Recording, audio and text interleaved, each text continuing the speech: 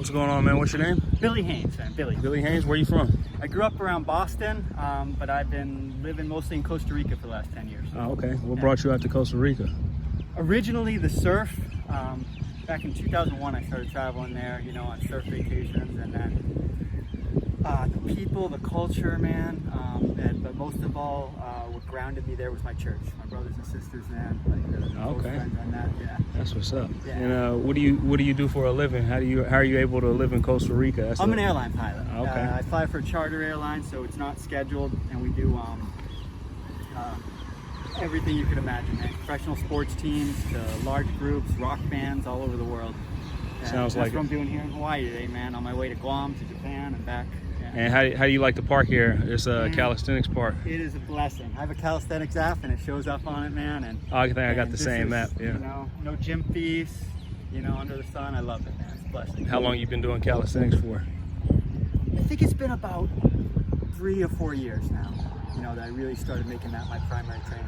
And what do you feel like you get out of calisthenics? Like as far as physical, mental, First of all, for me, it's always spiritual. Everything's got Definitely. I was going to go there next. Yeah, no, man. All those things you're saying are getting right at that point. But and the spiritual is, for me, it's like our mind. It's different than our brains.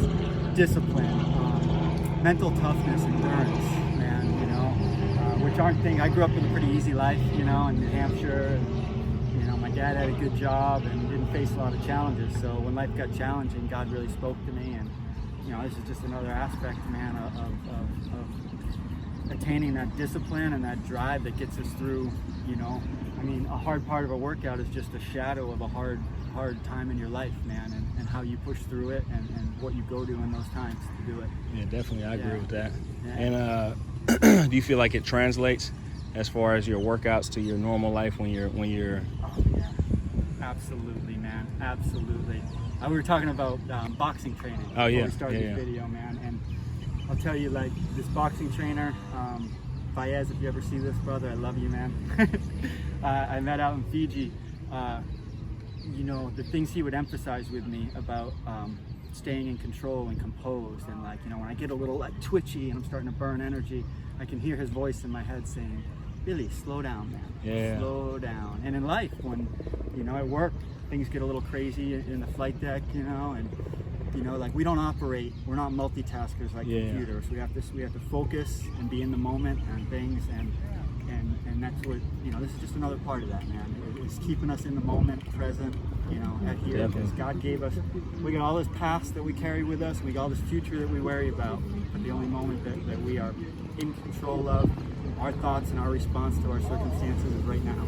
So in that sense, it translates, man, beyond any language. I couldn't agree with that more. Yeah. And as far as just basic movements of calisthenics, if you were talking to somebody who was just getting started with calisthenics, what would you tell them to work on?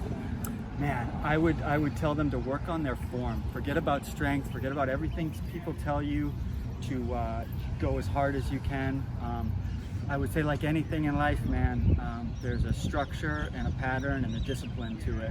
And there's so many resources out there that first I would suggest you pray. Man, this body is not our house, but the Bible teaches us that once we welcome in the Holy Spirit, He lives here too.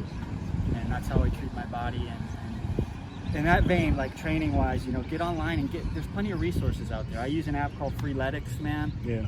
It's not that great on form, but it's good. It's got some good routines. But the YouTube videos, find the ones with the good reviews, man. None of us are inventing this stuff. Make sure that you are solid in your motions before you're pushing yourself. Like we were talking beyond that 80-20 line, where you're going into like your maximum output for your muscles. And if your form is not locked in, that's how you get hurt. So take it slow and pray and know that your results don't come every day. Nope. That's how God's teaching us that endurance and that discipline. Is we stick to something, and then a week from then you'll see it, man. You'll see the blessings, and that'll be your encouragement to continue. And just a couple more questions. What would you say your favorite movement is in doing calisthenics, like muscle ups or what? And originally it was muscle ups. It took me, I've generally had a stronger lower body, so stuff like pistol squats I could pick up. I saw you doing some pistol squats earlier. Those are really easy for me. So the ones that I've had to push myself harder, that I've had to kind of break through all those, you know, discouraging thoughts when you don't get it. That's another thing. You know, that question you answered earlier is so good about, well, how does this translate? I mean, are we out here so that, you know, we can have girls look at us on the way by, or are we out here so that we can, you know, steward our bodies and our minds? And, exactly. And so those workouts, you know, those movements, I'm sorry, like muscle ups, you got to work a little harder at. Those are the ones that I enjoy the most. So muscle ups I like. Hands, I saw you just ripping off the handstands, man, and maybe you could spot me after. Because that's something I'd like to. That's the next one. But I like the upper body stuff because, like I said, it challenged me more. Yeah, definitely. Set me outside of my comfort zone. I definitely agree with you in terms of like what your motivation is. If your motivation is external, it's going to take you so much longer to get to where you want to get to using calisthenics. Perfect. But if your motivation is internally, you just want to get better every single day, and you're just willing to stick to it and just go with the process. And I feel like that's where you really start seeing the gains. Because at a certain point, like, you know, you're in great shape.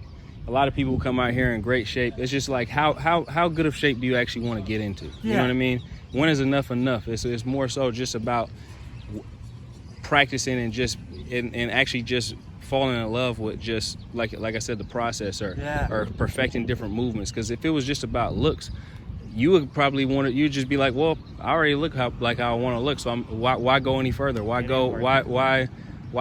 try to do handstands? What's that going to do for me? You know what I mean? Squeeze, man. Exactly. Absolutely. Yeah, exactly. So I agree with that. And I love what you said too, man. Sorry to interrupt you, but before I forget it, because you hit on something so perfect, is like clearly defining our goals out here. Why are you out here? Any moment of your life, man, why are you doing what you're doing? Yeah, exactly. You know? And I encourage anyone that watches this, man, to find that reason that just permeates through all aspects of your life, because for me it's God and Jesus Christ, man, and that's it. That's why I'm here. That's why, you know, I want to steward this body. I want to live for His glory.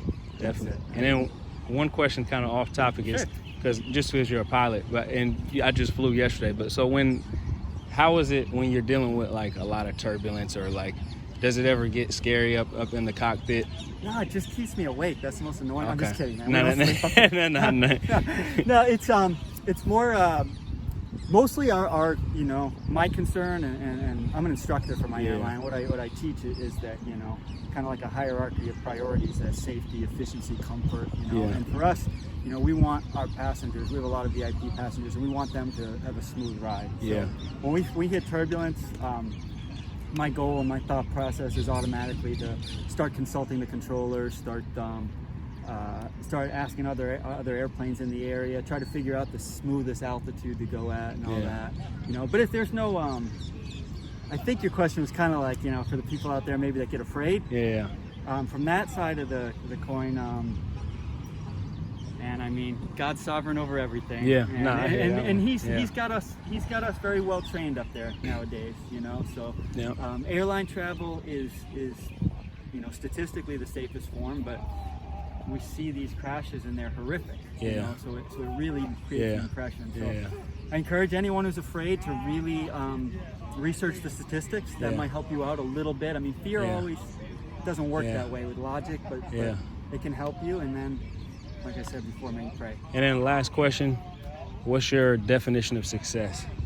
My definition of success is, man, at the end of the day, when I lay down to pray with my Lord and Savior, that you know, I don't have any regrets on my heart. You know, we mess up a lot during the day, but resting in His grace and mercy and His forgiveness, and that successful day is like a successful life. I think Paul said, and I forget which book, man, but just, you know, well done, my faithful servant. And that's my definition of success, is when God greets us at the end of the line, giving our life to Him, and He says, well done, my good and faithful servant.